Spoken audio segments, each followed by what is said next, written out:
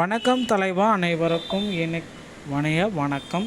இன்றைக்கி நம்ம இந்த ஒரு வீடியோவில் எதை பற்றி பார்க்க போகிறோம் அப்படின்னு பார்த்தீங்கன்னா, மகளிருக்கான ஒரு பெரிய ஜாக்பாட் இனி ஆரம்பித்தாச்சுங்க. தமிழகத்தில் பேருந்துகளில் இலவசம் மற்றும் இலவச சிலிண்டர் இது எல்லாமே கொடுக்குறாங்க. கட்டணமில்லா பேருந்து சேவை முதலமைச்சர் விஜய் வெற்றி பயணம் திட்டத்துடைய அறிவிப்பை தொடர்ந்துட்டாருங்க. ஸோ இனி பேருந்துகளில் அலைமோதும் கூட்டம் அப்படின்றத சொல்லலாம். அனைத்து வகையான பேருந்துகளிலுமே மகளிர் வெற்றி பயணம் திட்டம் தமிழகத்தில் அமல்படுத்தப்படுகிறது.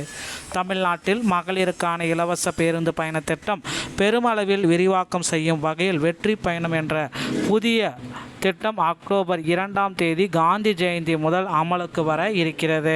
ஸோ சட்டமன்ற பேரவையில் 110 விதியின் கீழே முதல்வர் விஜய் அவர்கள் இதற்கு ஜிஓவை பாஸ் பண்ணிட்டாருங்க.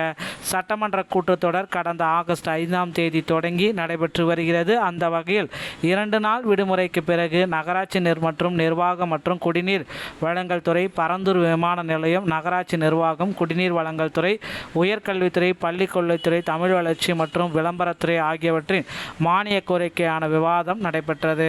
ஸோ 2 நாள் விடுமுறைக்கு அப்புறம் இன்றைக்கி ஓப்பன் பண்ணாங்க. இதில் பார்த்தீங்கன்னா மாவட்டங்களுக்கு இடையேயான மப்சல் புறநகர் பேருந்துகளில் மகளிருக்கான கட்டணம் சேவை இலவசம். அக்டோபர் 2ஆம் தேதி காந்தி பிறந்த நாள் முதல் வெற்றி பயணம் திட்டம் கட்டணமில்லா சேவை திட்டத்தை 110 விதியின் கீழ் முதலமைச்சர் விஜய் அறிவித்துள்ளார்.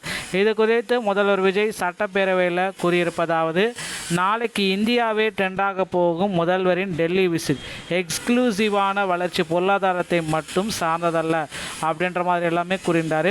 இந்த வெற்றி பயணம் திட்டத்தினுடைய முக்கியமான அம்சங்கள் அப்படின்னு பார்த்தீங்கன்னா, இதுவரை நகர பேருந்துகளில் 40 கிலோமீட்டர் வரை மட்டுமே சாதாரண மற்றும் மலை பேருந்துகளில் இலவச பயணம் அனுமதிக்கப்பட்டு வந்தது. இனி மாநகரம் மற்றும் நகர்ப்புறங்களில் இயங்கும் எக்ஸ்பிரஸ், எல்எல்எஸ், டீலக்ஸ் போன்ற அரசு பேருந்துகளிலும் பெண்கள் இலவசமாக பயணிக்கலாம். மாவட்டங்களுக்கு இடையேயான பேருந்துகளிலும் இனி இலவசமாக பயணிக்கலாம் அப்படின்றத குறிப்பிடுறாங்க. ஸோ மாவட்டங்களுக்கு இடையே பயணிக்கும் வகையில் புறநகர் மற்றும் மலைப்பகுதியில் இயங்கும் சாதாரண கட்டண பேருந்துகளிலும் கட்டணமில்லாமல் இலவசமாக பயணித்து கொள்ளலாம் அப்படின்றத முதல்வர் விஜய் அவர்கள் வெளியிட்டாருங்க. கட்டுப்பாடுகள் இல்லை. இந்த திட்டத்தில் பயனடைவதற்கு எந்த விதமான வருமான உச்சவரம்போ அல்லது பயண எண்ணிக்கை கட்டுப்பாடோ கிடையாது. இந்த விரிவாக்கத்தின் மூலம் மாணவிகள் தொலைதூரத்தில் உள்ள கல்லூரிகளுக்கு பணிக்கு செல்லும் பொழுது தங்கள் இடங்களுக்கும் மருத்துவ தேவைகளுக்கும் எந்தவித பயண கட்டணமின்றி செல்ல முடியும் அப்படின்றத குறிப்பிடுறாங்க. வெற்றி பயணம் என்பது வெறுமனே கட்டணமில்லா பேருந்து பயணம் மட்டுமல்ல, ஒரு மாணவியின் கல்வி, தொழிலாளியின் வேலைவாய்ப்பு, ஒரு தாயின் குடும்ப பொறுப்பு மற்றும் தொழில் முனைவோரின் முன்னேற்றம் ஆகியவற்றை இது குறிக்குதுன்னு சொல்கிறாங்க.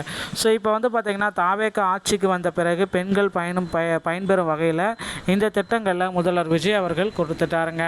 மாதந்தோறும் இனி 2500 ரூபாய் விரைவில் வழங்க போகிறாங்க. 6 சிலிண்டர், அதற்கு பதிலாக 3 சிலிண்டர் வழங்கும் திட்டத்தை முதல்வர் விஜய் அவர்கள் அறிமுகப்படுத்திட்டார். ஓகேங்களா?